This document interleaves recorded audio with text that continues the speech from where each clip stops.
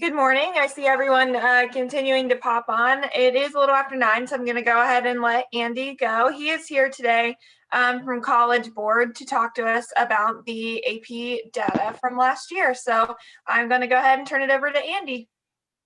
Good morning. I am the Nebraska support for All Matters College Board for the state of Nebraska. And that means predominantly AP. Of course, we do some other work with PSAT, but you're an ACT state. But I kind of support schools with all of that.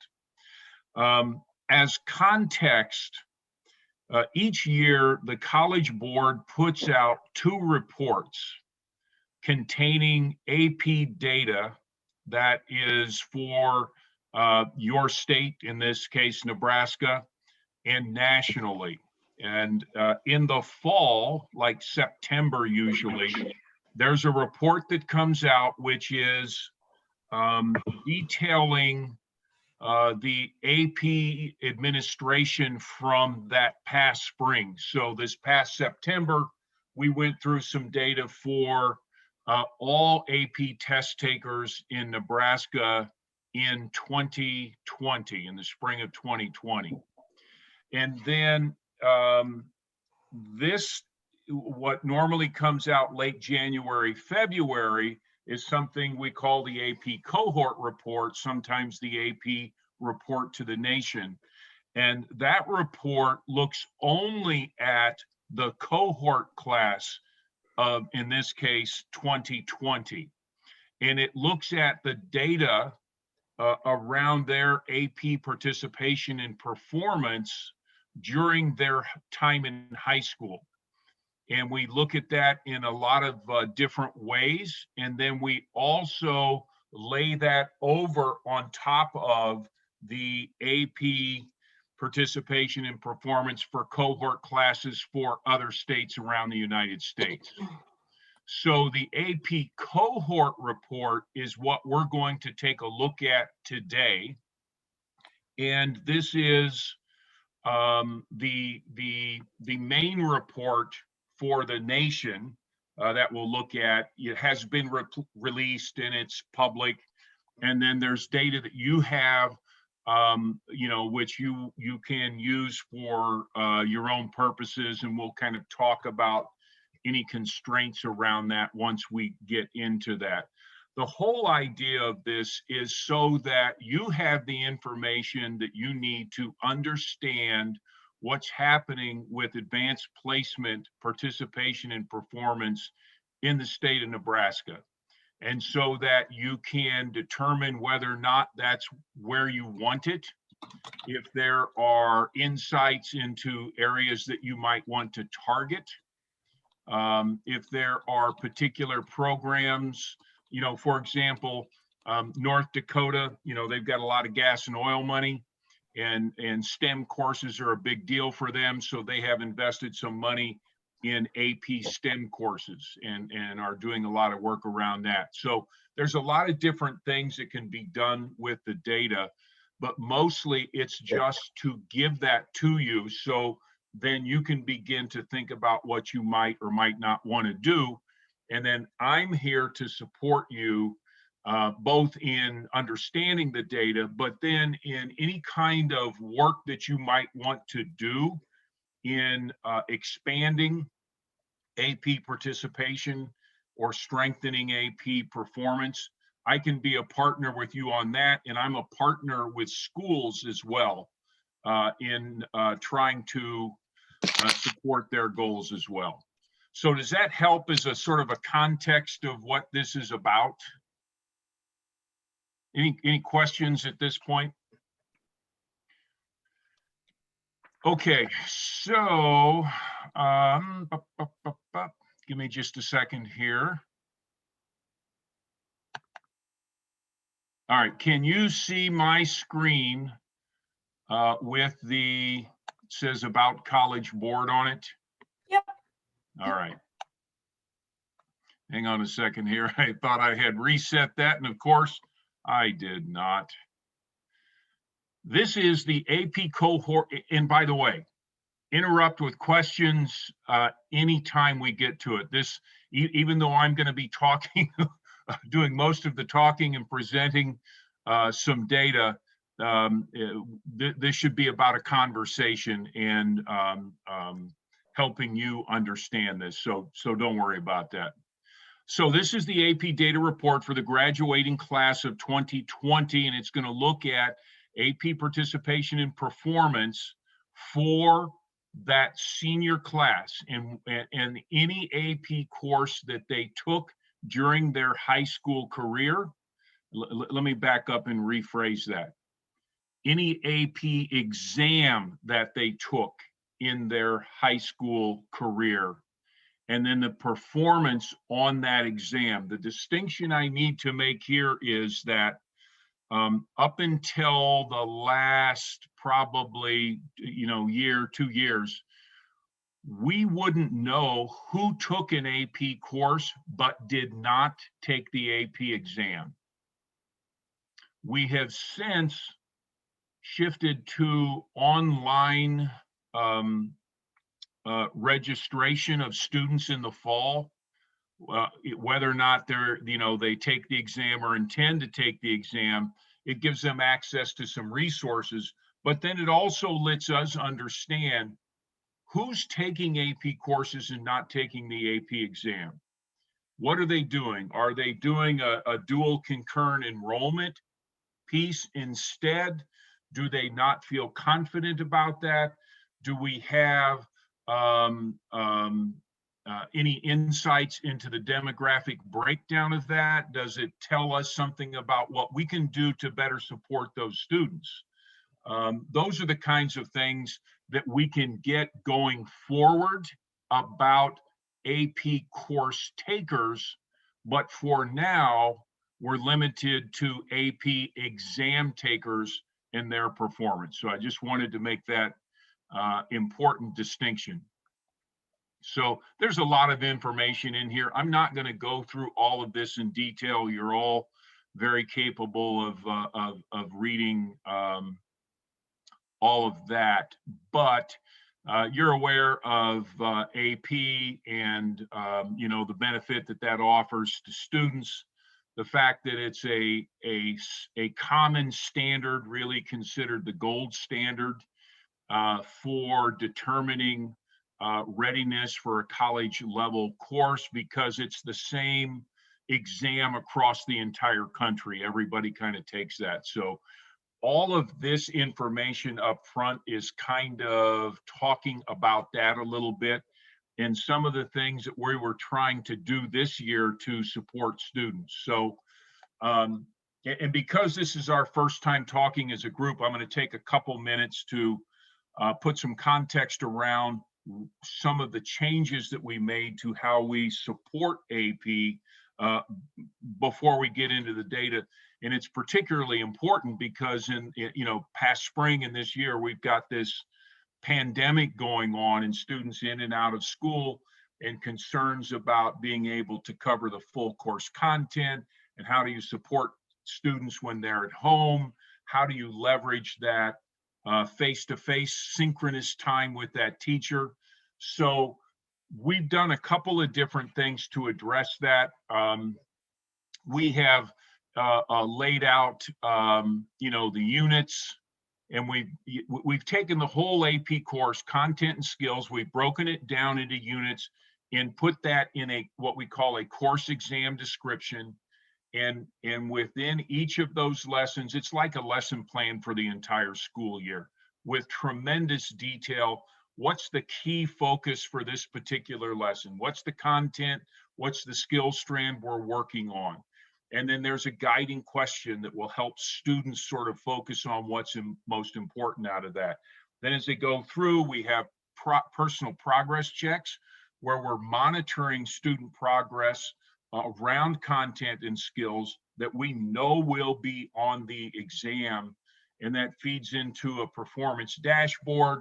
All of that informs students and teachers about where a student is. And then we spiral a lot of the instruction and review that, and we just sort of build and scaffold toward till we get to the to the end of that, if you will. So it's plan, teach, practice, apply, assess, get feedback, give feedback to students, and you just kind of complete that cycle just so that you have some understanding of that. This is a screenshot of what that looks like in terms of the just broad view, broad stroke view of a course. It breaks down chapters, lessons, units within those chapters as well. One of the things, AP Daily, sorry, I skipped over that a little too quickly.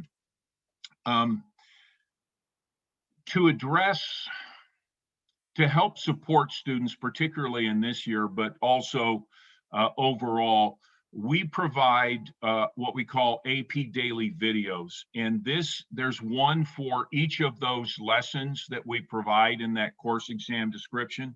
They're about 10 minutes long, and they are delivered by either college teachers or highly regarded expert AP teachers. And they review the key content and skill for each of those lessons. It lays that foundational instruction around content and skills. And these can be used in a flipped way, if you will, flipped classroom. They can be used as review for students when we get towards the end of the year. Just an example of one of the things that we offer for students and teachers, and one of the things that we're touting very highly right now as we're going to get closer and closer to exam season in a year that's really had some bumps in it. How do you review? How do you prepare? AP Daily videos, we're pointing everybody to those. We talked about this other stuff, so you can see there's all kinds of detail around what I just sort of verbally reviewed there.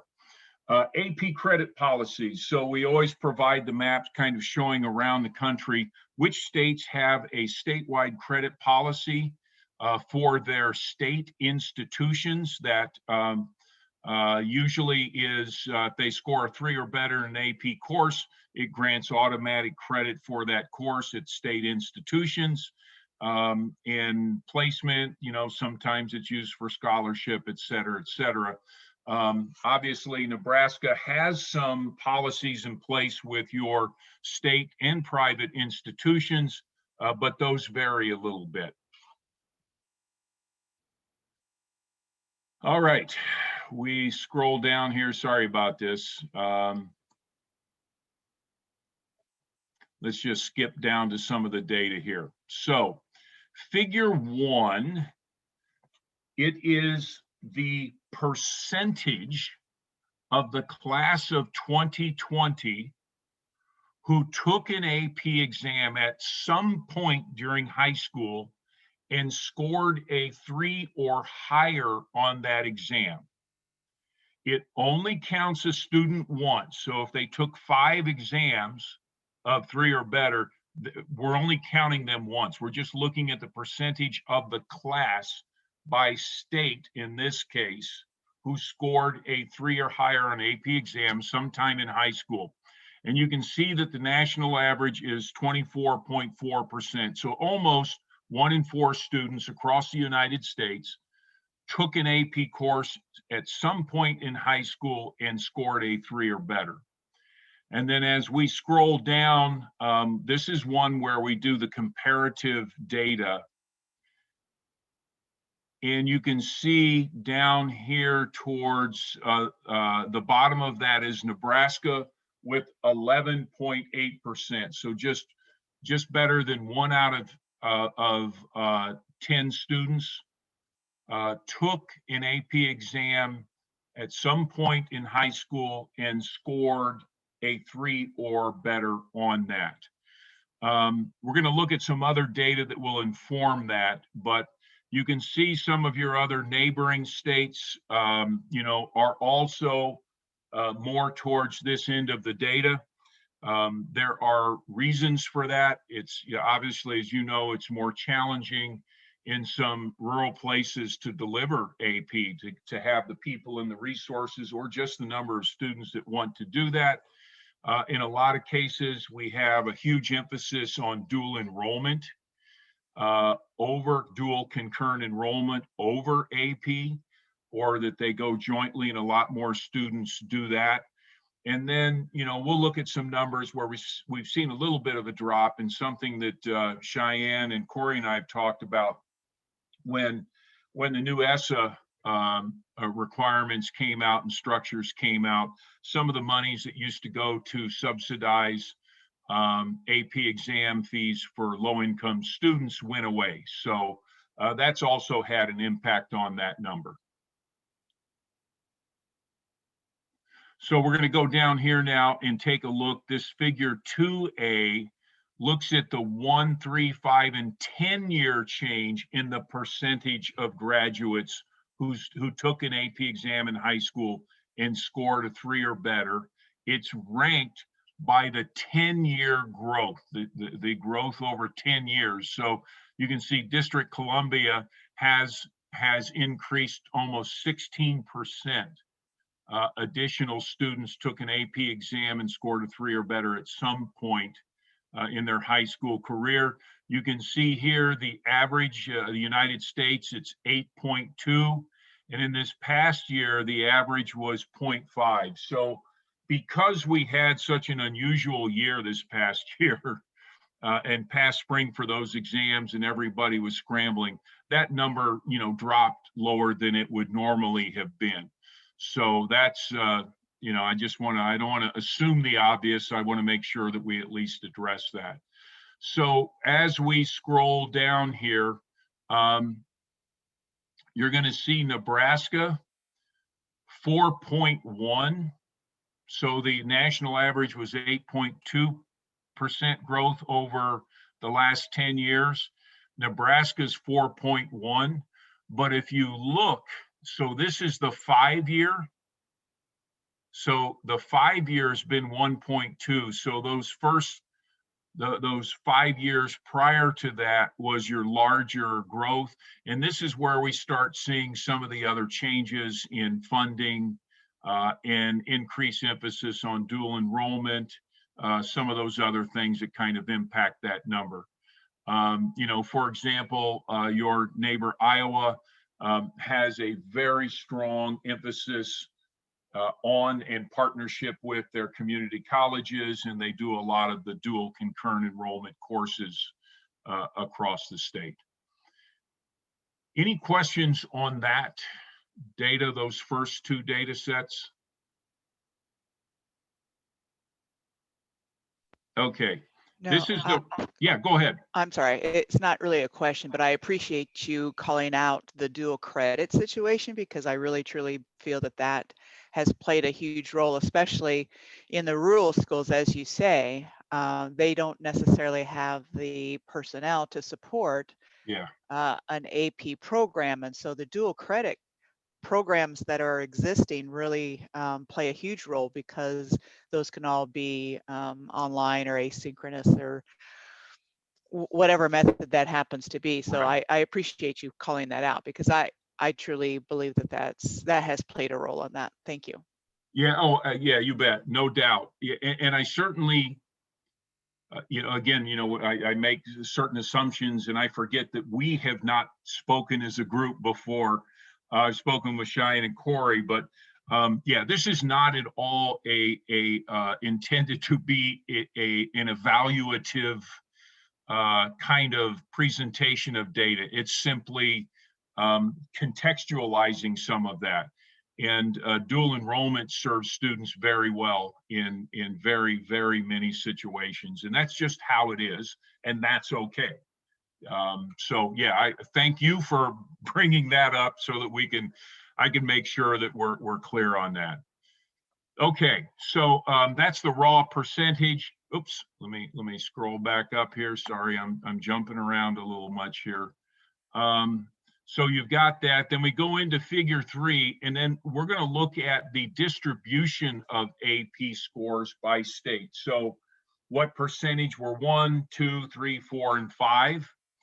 And these are just listed alphabetically. There's no ranking or rating here. So when we go down in Nebraska, you see there were 12,486 test takers, and you have you know, about 43% of students who took an AP course and scored a 1 or a 2, which essentially means they are very unlikely to get college credit for that. So I point that out in part because what the data has shown us is that students who score that 2, the overwhelming majority of those are within a few points of that 3.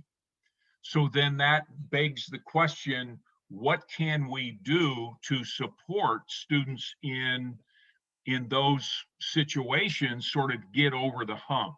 So going back to those new online resources we created and are providing, our intent and our belief and the early return on data suggests that that is having an impact on the percentage of students scoring a 3 or better and earning that credit. We'll look at another slide where we can look at the breakdown by courses, and that also gives us some information. But you know, you have a large number, the largest percentage of students are earning that credit, but regardless of whether it's a 1 or a 5, the data is very strong around participation in AP, making a difference in students' performance, matriculation to and from, and performance in community college, university courses in like subjects. It really prepares them in a very different kind of way. So that's something you can look at and compare to other places. One of the caveats I want to put on that, let me kind of back up here just so that you know. Just because a state has a huge percentage in blue does not necessarily mean they're outperforming another state that has a larger percentage in the gray. Some states open up AP to everybody and encourage it and fund it. Other states are more restrictive, and so you get more selective students in those courses. So just another one of those bits of information that may put some other context around that. We always look at data around the demographics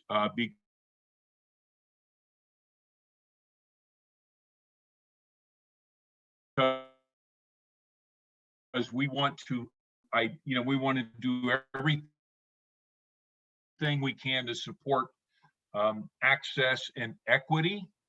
And Ray, for example, Black African American students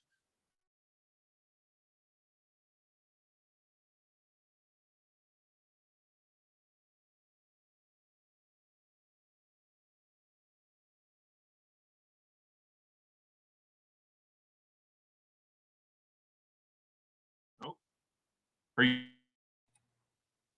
I think we lost you. Oh, there you are. Okay, you got me now. Okay, sorry about that. When did I drop off? It just, was that like 30 seconds ago?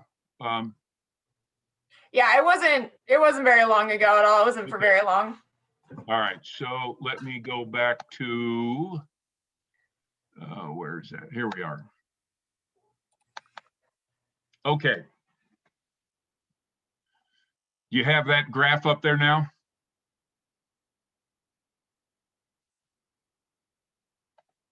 Yes. Okay. So anyhow, this shows, by different demographics, in this case, by race, the percentage of the class, the percentage of that class who took an AP exam, and the percentage who scored a 3 or higher. So you can see that Black African American students are underrepresented in participation and performance. And then you can also see nationally, Hispanic Latino students are represented at a higher rate in AP exam takers and performers. I have to put an asterisk by the data for last spring. And so this is the cohort class, so it goes over several years, but the data specific to last year and to a degree to this spring's exam around data is not going to be as reliable or comparable to prior years because we have so many students home testing. They self-identify on race. So we saw some anomalies this past spring in American Indian, Alaska Native as defined by the federal government. But we think that a lot of students just marked that one because it was the first one they saw and they wanted to get through that sort of pre-work as quickly as possible to get to the exam. So just sort of take some of that data with a grain of salt here over the last couple of years. But it is the kind of data that we want to provide so that you can identify within the state of Nebraska whether or not you've got some access and or equity gaps. And then, we can have those conversations around how to help address that. We also look at nationally things like which states provide funding for all students or for low-income students for AP exams. That was something that used to, as you know, probably it used to happen in Nebraska and a lot of states.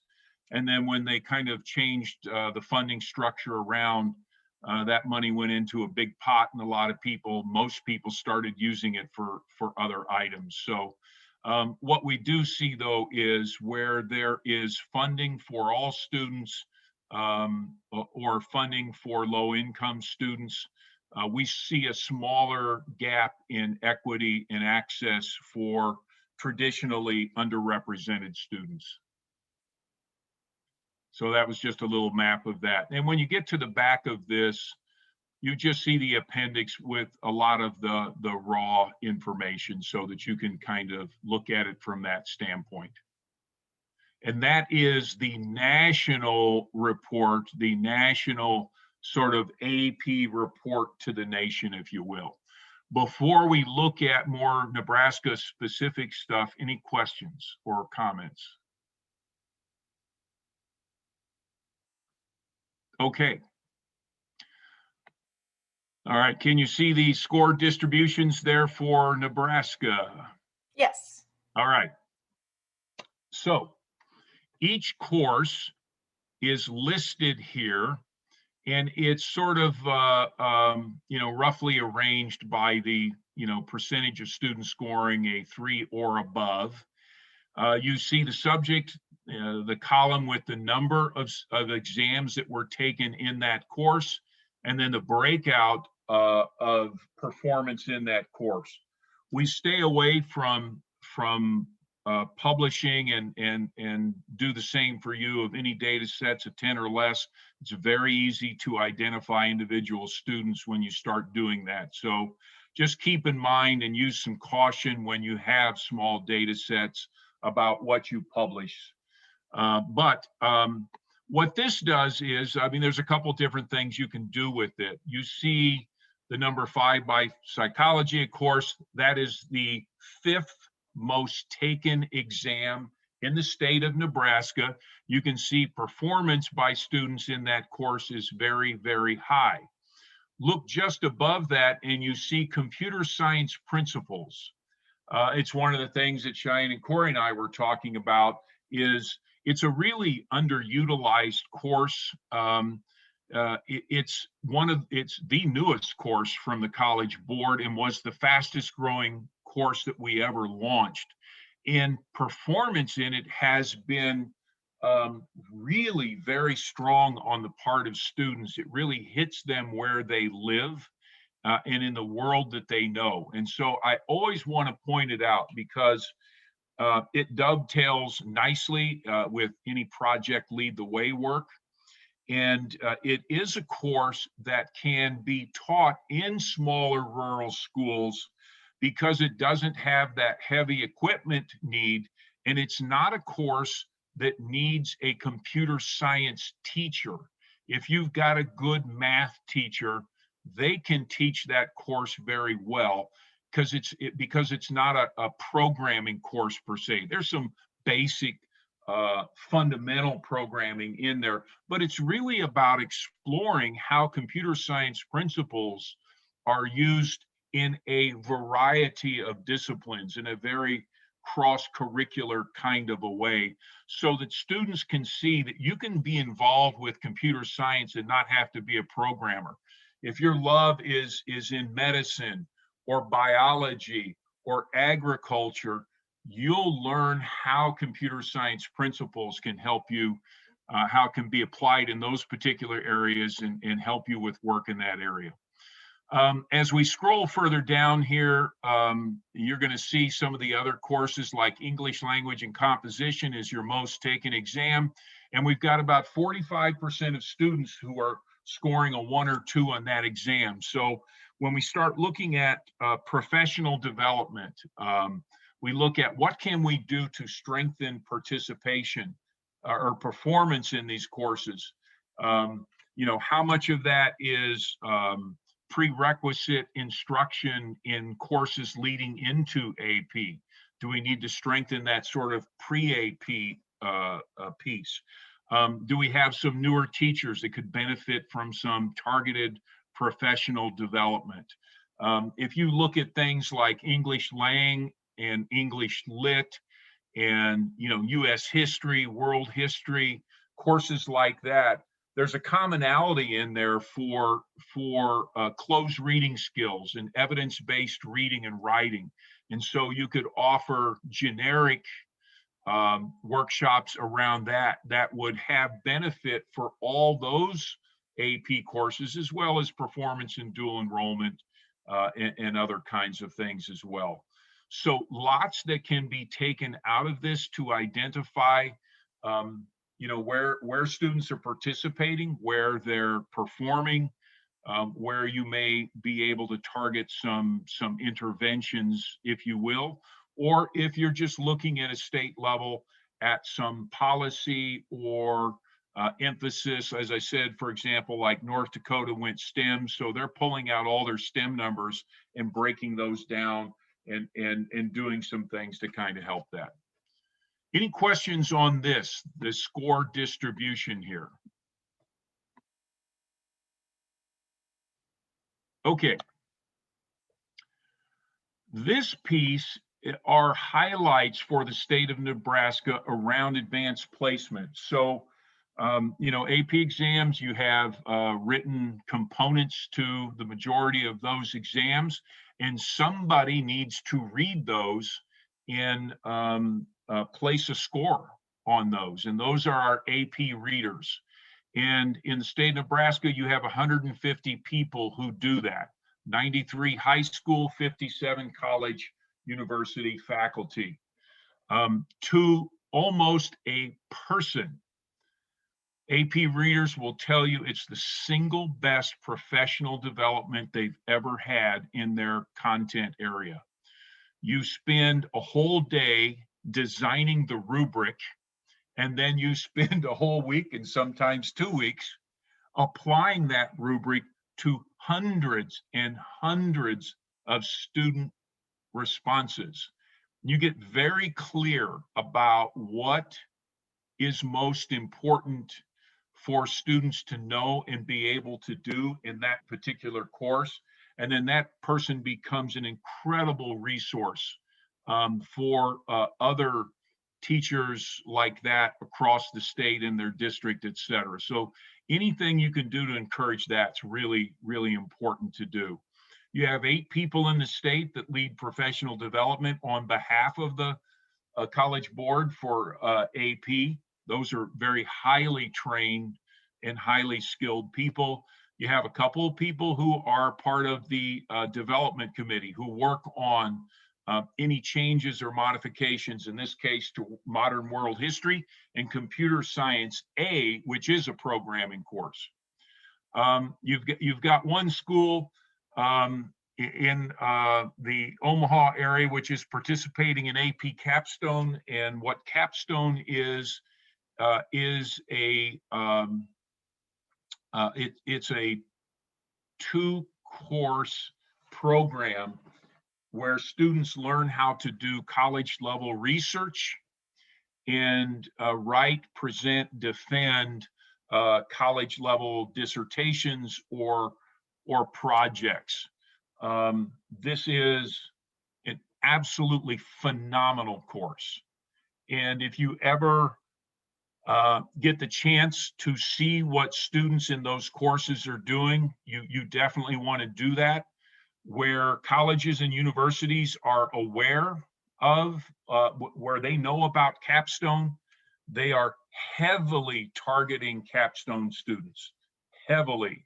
They are sort of the creme de la creme for most of the higher education institutions. So another good one to be able to support whenever possible. AP potential cost savings. So, you know, you're working at the State Department of Education for taxpayers, and you know, people want to know, what am I getting for my tax dollars? So for the money that goes into AP, there were you know, this past year, and so this is for the past year. This is the one piece that's not cohort, it's for last year. There were 8,217 qualifying scores, 3, 4, or 5. That translates to 24,000 plus credits at a cost of 302. The potential tuition and fee savings is almost $7.5 million for the state of Nebraska. So, excuse me, we always want to provide that because that's the bottom line. Are we getting from this investment what we want and what benefits students and taxpayers? Here's a map. This just looks at the participation in AP by school district, and you can see the key over there to the side. And then the next one is and this is cohort class, back to cohort class, by the way. And this is by a score of 3 or higher, just so that you can see visually how that kind of maps out for you. Okay, so questions on any of that?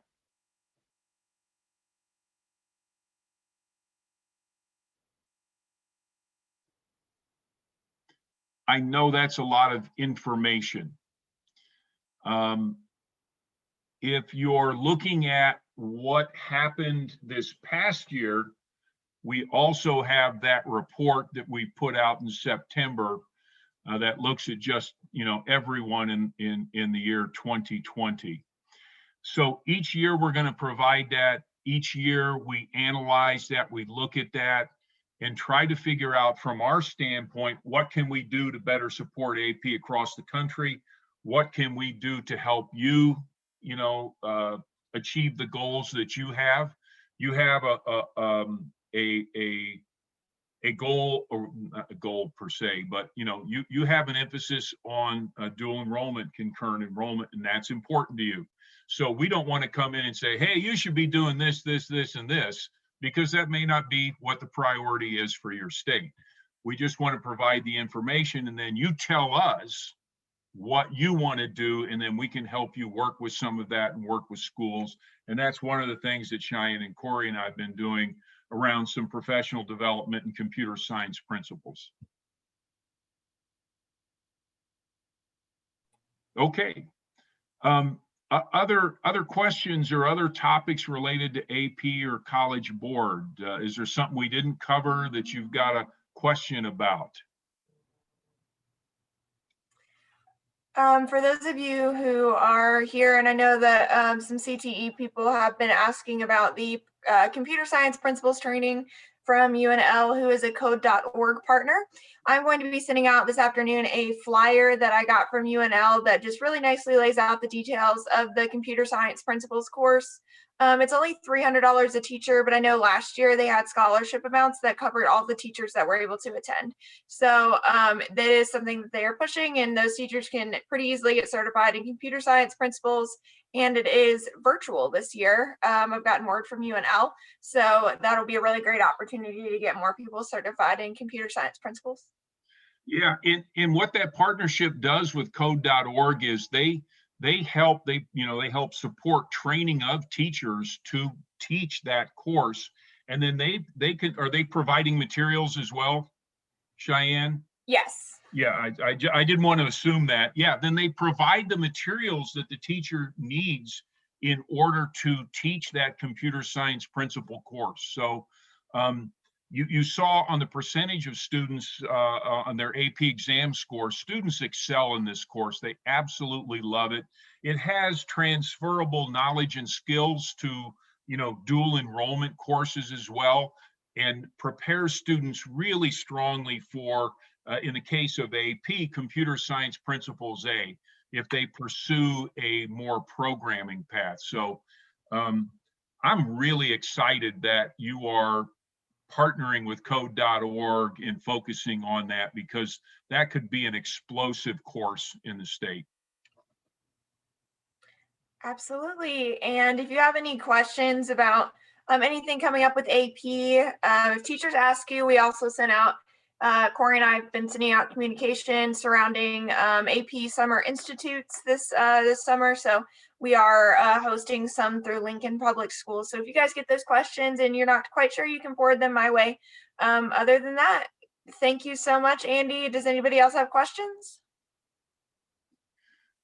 Right. Cheyenne has my contact info. You can reach out to me at any time. I'm quite literally, my job is to support you.